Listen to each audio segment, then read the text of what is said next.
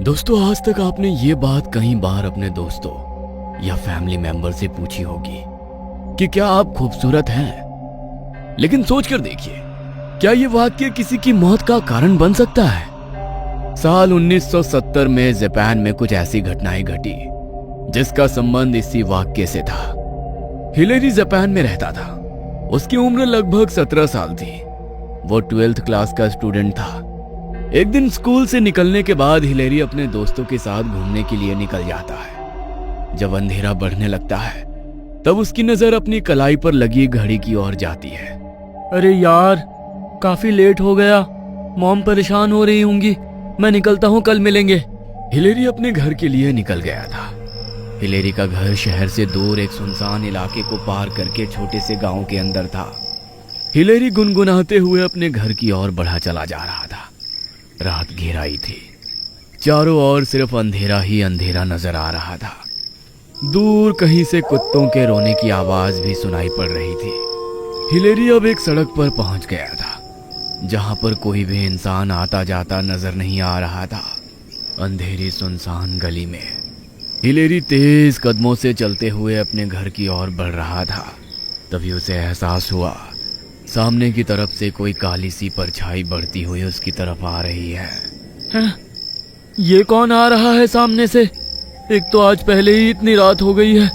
एक तरफ कुत्तों के भौंकने की आवाजें और दूसरी तरफ ये सामने से आता अजीब सा इंसान। कुछ समझ नहीं आ रहा है कौन है। हिलेरी अभी सोच ही रहा था कि सामने से आती हुई परछाई ठीक उसके सामने आकर रुक जाती है। हिलेरी ने अंधेरे में गौर से देखने की कोशिश की तो उसे अपने सामने एक लंबे काले बालों वाली औरत खड़ी हुई दिखाई दी, जिसने अपने चेहरे पर सफेद रंग का मास्क लगा रखा था। उसके खूबसूरत लंबे बाल खुले हुए थे और तेज हवा के कारण उड़कर उसके चेहरे को ढक रहे थे। लेकिन सबसे अजीब बात यह थी कि उस औरत का मास्क खून से भीगा हुआ था। कौन? मेरा नाम कैसे जानती हो तुम? हिलेरी पीछे हटता है और अपने कदम धीरे धीरे पीछे की ओर लेने लगता है। तभी वो किसी चीज से टकरा जाता है। हिलेरी मुड़कर देखता है तो उसके होश उड़ जाते हैं। उसके पीछे भी ठीक वैसे ही वेशभूषा और हुलिये वाली औरत खड़ी थी जैसी उसने अभी सामने देखी थी। हिलेरी घबरा कर वापस सामने देखता है तो सामने से वो औरत गायब हो चुकी थी। पलक झपकने से पहले वो औरत सामने से मेरे पीछे कैसे पहुंच गई? हिलेरी को अब थोड़ी घबराहट होने लगी थी। हिलेरी, क्या मैं सुंदर हूँ? ये कैसा सवाल है? मुझे नहीं पता। क्या मैं सुंदर हूँ? हाँ, बिल्कुल। तुम बहुत सुंदर हो। अब मेरा रास्ता छोड़ो। क्या कहा? मैं सुंदर हूँ? मैं तुझे सुंदर दिखाई देती हूँ। ये देख मेरा चेहरा। अब बोल, क्या मैं सुंदर हूँ? जैसे ही उस औरत ने अपना खून से सना मास्क हटाया, उसके चेहरे की हालत देखकर हिलेरी की रंगों से मानो खून जमने लगा। उस औरत का चेहरा होठों के पास से कानों तक फटा हुआ था। ऐसा लगता था किसी ने छुरे से उसके चेहरे के 2 टुकड़े कर दिए हो। उसके फटे हुए मुंह से लगातार खून और मांस के टुकड़े लटकते दिखाई दे रहे थे।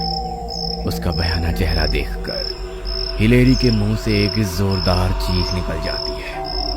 हिलेरी को चीखते देख वो औरत भी अपना पूरा मुंह खोलकर भयानक अंदाज में हंसने लगती है। औरत के लंबे बाल हवा में झूम रहे थे और मुंह खोलकर हंसने के कारण उसके चेहरे का फटा हुआ मांस दिखाई पड़ रहा था। मैं बहुत सुंदर हूँ ना? अब तुझे भी मेरे जैसा सुंदर बनना होगा। बनेगा ना तो?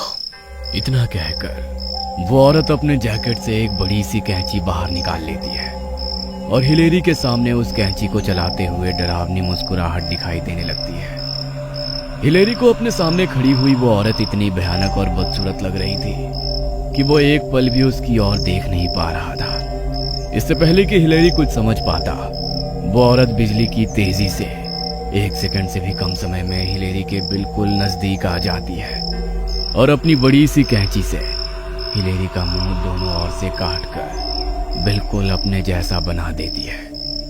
हिलेरी के चेहरे को कैंची से कतरने के बाद भी उस औरत का गुस्सा शांत नहीं हो पा रहा था। इसलिए दर्द से कराहते हिलेरी के सीने पर भी वो कैंची से कई सारे वार करने के बाद पहले की तरह बिल्कुल सामान्य हो जाती है। अपनी जैकेट की पॉकेट से मास्क निकाल के एक बार फिर वो अपना चेहरा ढकती है और कैंची को अपनी जैकेट में रखकर वहां से अंधेरे में गायब हो जाती है। जमीन पर पड़े हुए हिलेरी के जख्मों से लगातार खून बह रहा था। दर्द से छटपटाते हुए कुछ ही देर के बाद हिलेरी ने अपने होश खो दिए थे और उसी रात ज्यादा खून बह जाने के कारण हिलेरी की मौत हो जाती है। अगली सुबह बुरी तरह से कटा फटा उसका शव गांव के लोगों को मिलता है, जिससे हर तरफ सनसनी फैल जाती है। हिलेरी की मौत के कुछ दिन बाद सैम नाम का एक लड़का शहर से थोड़ी दूर एक कमरा किराए के लिए लेता है। शाम के समय सैम एक दुकान से सामान खरीद रहा था कि तभी उस दुकान का मालिक वहां पर आकर लंबी लंबी सांसें लेने लगता है। क्या हुआ सर? आप इतने घबराए हुए क्यों नजर आ रहे हैं? मैंने अभी अभी अपनी आंखों से एक औरत को किसी बच्चे के ऊपर कैंची से हमला करते हुए देखा। अरे तो आपने उसे रोका क्यों नहीं? कौन औरत थी? वो बच्चा कहाँ है? औरत नहीं थी वो, मुझे तो ऐसा लगता है कोई भटकती आत्मा थी, धुएं की तरह गायब हो गई। दुकानदार की बात सुनकर अब तो हर तरफ डर का माहौल बन गया था। दुकानदार लौटकर अपने घर आ गया था। देर रात गए उसे अपने कमरे की खिड़की पर कुछ आहट सुनाई देती है। खिड़की के पास से आ रही आवाज सुनकर वो आदमी खिड़की खोलकर बाहर देखता है तो सामने उसे मास्क लगाए हुए एक औरत नजर आती है। कौन हो आप? दुकानदार की बात का जवाब दिए बिना वो औरत लगातार उसका दरवाजा खटखटाती रहती है। दुकानदार जाकर अपना दरवाजा खोलता है। क्या मैं सुंदर हूँ? क्या? सुंदर? हाँ हाँ, तुम बहुत सुंदर हो, अब मुझे जाने दो। दुकानदार के इतना कहते ही वो औरत अपना मास्क हटाकर दुकानदार को अपना असली चेहरा दिखा देती है, जिसे देखकर वो जोर जोर से चीखने लगता है। चिल्ला क्यों रहा है? देखना मैं कितनी सुंदर हूँ, देखना। क्या हुआ, मैं सुंदर नहीं हूँ क्या? फिर झूठ क्यों बोला मुझसे? उस भयानक शक्ल वाली औरत को देखकर वो दुकानदार थर थर कांप रहा था। अचानक ही उस औरत ने अपने जैकेट से एक कैंची निकाली और उस दुकानदार के चेहरे पर वार कर दिया और उसके चेहरे को भी मुंह के पास से काटकर अपने जैसा बना दिया। दुकानदार के चेहरे से खून और मांस के लोथड़े लटक रहे थे और वो दर्द से तड़प रहा था। कुछ ही पलों में दुकानदार बेहोश हो गया और वो औरत अपना मास्क पहनकर अंधेरे में गायब हो गई। जब से ये घटनाएं होनी शुरू हुई थी, लोग अब अंधेरे में अपने घर से बाहर आने से भी डरने लगे थे। आम लोगों के साथ साथ पुलिस वाले भी इस घटना से बहुत परेशान थे। कोई भूत प्रेत ऐसा कुछ कर सकता है, इस पर पुलिस वालों को यकीन नहीं था, इसलिए वो अपनी तरफ से इन्वेस्टिगेशन कर रहे थे। सबसे पहले देखना होगा क्या थाने में कोई ऐसा केस रिपोर्ट हुआ है जिसमें किसी औरत की लाश मिली हो और उसका चेहरा बुरी तरह से कटा फटा हो। इंस्पेक्टर कुछ देर तक फाइलें चेक करता है। वेस्ट कॉलोनी में मकान नंबर 112 में 2 महीने पहले एक औरत की लाश मिली थी जिसका चेहरा बिल्कुल कटा फटा था।